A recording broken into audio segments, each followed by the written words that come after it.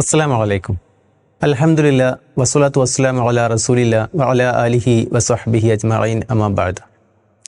അറിവിന് ഏറെ പ്രാധാന്യം നൽകിയ മതമാണ് ഇസ്ലാം എന്ന് നമ്മളെല്ലാവരും മനസ്സിലാക്കിയിട്ടുണ്ട്. ഏതെങ്കിലും ഒരു വിഷയത്തിൽ വർധനവിന് വേണ്ടി പ്രാർത്ഥിക്കുവാൻ പ്രത്യേകമായി നിർദ്ദേശിക്കപ്പെട്ടിട്ടുണ്ടെങ്കിൽ അത് അറിവിൻ്റെ വിഷയത്തിലാണ്. വഖുർ റബ്ബി സിദ്നി ഇൽമൻ നാഫിഅ, ഉപകാരപ്രദമായ അറിവ് നീ എനിക്ക് വർദ്ധിപ്പിച്ച് നൽകണമേ എന്ന് റബ്ബിനോട് പ്രാർത്ഥിക്കുവാൻ വേണ്ടി കൽപ്പിക്കപ്പെട്ടവരാണ്, നിർദ്ദേശിക്കപ്പെട്ടവരാണ് മുസ്ലിങ്ങളായ നമ്മളെല്ലാവരും. ഇവിടെ നമ്മൾ മനസ്സിരുത്തേണ്ട ഒരു വിഷയം, അറിവിനെക്കുറിച്ച് പ്രത്യേകമായി പരാമർശിക്കുന്ന അല്ലെങ്കിൽ അറിവിൻ്റെ സ്വഭാവത്തെക്കുറിച്ച് വിവരിക്കുന്ന ഒരു ദാർശനിക ശാഖ തന്നെയുണ്ട്, തത്വചിന്തയിലെ ഒരു വിഭാഗം തന്നെയുണ്ട്. അതിന് നമ്മൾ ജ്ഞാനശാസ്ത്രമെന്നോ അല്ലെങ്കിൽ എപ്പിസ്റ്റമോളജി എന്നോ ആണ് സാധാരണയായി വ്യവഹരിക്കാറുള്ളത്. ഈ ഒരു ജ്ഞാനശാസ്ത്ര പ്രകാരം അഥവാ എപ്പിസ്റ്റമോളജിക്കലായി പറയുകയാണെങ്കിൽ അറിവ് 4 രീതിയിലാണ്. ഒന്നാമത്തേത് മനുഷ്യൻ്റെ സഹജമായ അറിവ്. ജനിച്ചു വീഴുന്ന ഒരു കുട്ടിയെ എങ്ങനെയാണ് പാല് കുടിക്കേണ്ടത് എന്ന് ആരും പഠിപ്പിക്കേണ്ടതില്ല. അത് ആ കുട്ടിയിലൊരു സഹജമായ അവബോധമായി, ഒരു ഇൻഡ്യൂട്ടീവ് നോളജായി നിലനിൽക്കുന്നുണ്ട്.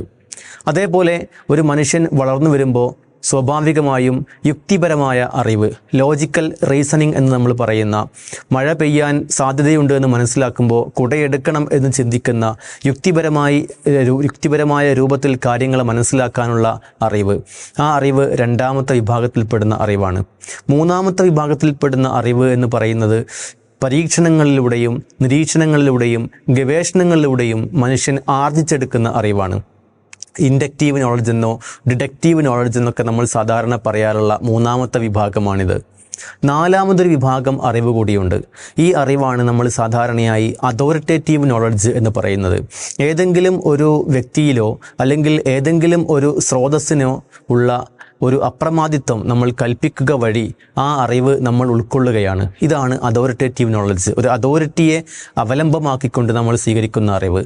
ഉദാഹരണമായി ഒരു ഡോക്ടർ നമുക്ക് മരുന്നിനുള്ള കുറിപ്പടി നിർദ്ദേശിക്കുമ്പോൾ ആ മരുന്നുകൾ ഏതൊക്കെയാണെന്നും അത് നമ്മുടെ ശരീരത്തിൽ സൃഷ്ടിക്കുന്ന പ്രത്യാഘാതങ്ങളും പ്രതിപ്രവർത്തനങ്ങളും പ്രവർത്തന രീതികളും എന്തൊക്കെയാണെന്നും കൃത്യമായി ഗവേഷണം നടത്തിക്കൊണ്ടല്ല നമ്മളത് ഉപയോഗിക്കുന്നത്. മറിച്ച് ആ ഡോക്ടർ ആ വിഷയത്തിൽ കഴിവുള്ളവനാണ് എന്ന തിരിച്ചറിവ്, ആ ഒരു ബോധത്തോടു കൂടി അദ്ദേഹം ഈ വിഷയത്തിൽ അവഗാഹമുള്ളവനാണ്, അദ്ദേഹം നിർദ്ദേശിക്കുന്ന മരുന്നുകൾ തനിക്ക് ഉപകാരപ്രദമായിരിക്കും എന്ന ആ ഒരു വിശ്വാസത്തോടു കൂടിയാണ് നമ്മൾ ഉപയോഗിക്കുന്നത്. ഇതാണ് അതോറിറ്റേറ്റീവ് നോളജ്. പലപ്പോഴും നമ്മുടെ അറിവിൻ്റെ നല്ലൊരു ശതമാനവും ഈ അതോറിറ്റേറ്റീവ് നോളജാണ്. പല അറിവുകളും നമ്മൾ നേരിട്ട് കണ്ടുകൊണ്ടോ ഗവേഷണം നടത്തിക്കൊണ്ടോ ഒന്നുമല്ല, മറിച്ച് നമ്മൾ എവിടെ നിന്നാണോ അത് ആർജിക്കുന്നത്, ഏത് പുസ്തകങ്ങളിൽ നിന്നാണോ അല്ലെങ്കിൽ മറ്റേതെങ്കിലും സോഴ്സുകളിൽ നിന്നാണോ, അതിൻ്റെ ഒരു അപ്രമാദിത്വവും ആധികാരികതയെയും അവലംബിച്ചുകൊണ്ടാണ് നമ്മൾ പലപ്പോഴും ആ അറിവിനെ സ്വീകരിക്കുന്നത്. ഇസ്ലാമിൻ്റെ വിഷയത്തിലും ഇതേപോലെയാണ്. നമ്മൾ പ്രമാണങ്ങളെ നമ്മൾ ആധികാരികമായി അംഗീകരിക്കുകയും ആ പ്രമാണങ്ങൾ അത് അപ്രമാദിത്വമുള്ളവയാണെന്ന് മനസ്സിലാക്കുകയും ആ പ്രമാണങ്ങൾ തരുന്ന അറിവ് നമ്മൾ തീർച്ചയായിട്ടും അത് പ്രമാദമുക്തമാണ് എന്ന് മനസ്സിലാക്കുകയും അങ്ങനെ അംഗീകരിക്കുകയും ചെയ്യുന്നു. അപ്പോൾ ആ അറിവിലെ ശരിതെറ്റുകൾ പരിശോധിക്കേണ്ടത് ആ പ്രമാണങ്ങളുടെ ആധികാരികതയെപ്പറ്റി പഠിച്ചുകൊണ്ടാണ്.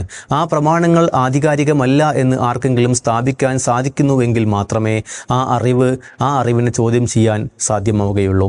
അല്ലാതെ പരീക്ഷണ നിരീക്ഷണങ്ങൾ ഉപയോഗിച്ചുകൊണ്ട് ഇസ്ലാമികമായ അറിവിനെ ചോദ്യം ചെയ്യുന്നത് തികഞ്ഞ ഭാഷയിൽ പറഞ്ഞാൽ തികഞ്ഞ അജ്ഞതയാണ്. മിതമായ ഭാഷയിൽ പറഞ്ഞാൽ അത് ഒരു ജ്ഞാനശാസ്ത്രത്തെക്കുറിച്ചുള്ള അറിവിൻ്റെ പോരായ്മയാണ് എന്ന് നമ്മൾ മനസ്സിലാക്കണം. കാരണം പരീക്ഷണ നിരീക്ഷണങ്ങളിലൂടെയുള്ള അറിവ് മൂന്നാമത്തെ വിഭാഗത്തിൽപ്പെടുന്ന ഇൻഡക്റ്റീവ് അല്ലെങ്കിൽ ഡിഡക്റ്റീവ് നോളജാണ്. നമ്മുടെ വിശ്വാസം അത് അതോറിറ്റേറ്റീവ് നോളജാണ്. ആ രൂപത്തിൽ നമ്മൾ അറിവിനെ മനസ്സിലാക്കുവാനും ആ പ്രമാണങ്ങളുടെ ആധികാരികതയെ കൃത്യമായി ലോകത്തിന് ബോധ്യപ്പെടുത്താനും പരിശ്രമിക്കേണ്ടതുണ്ട്. അള്ളാഹ് നമുക്ക് തൗഫീക്ക് നൽകി അനുഗ്രഹിക്കുമാറാവട്ടെ.